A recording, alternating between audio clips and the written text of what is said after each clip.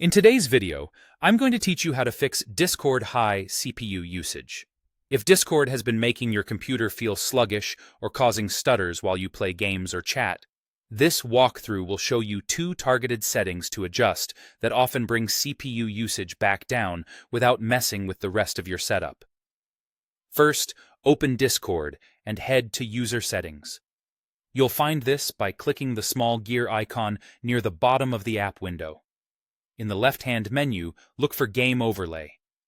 Open that section, then turn off the option labeled Enable In-Game Overlay.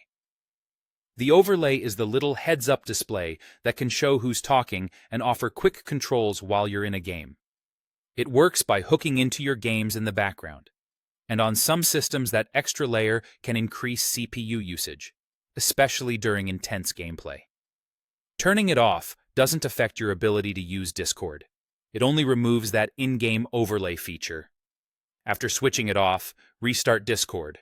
Fully close it, including from the system tray if it's minimized there, and then open it again so the change takes effect.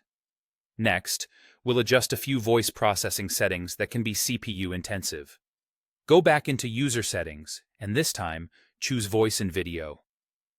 In this section, turn off echo cancellation, set noise suppression to none, and disable automatic gain control.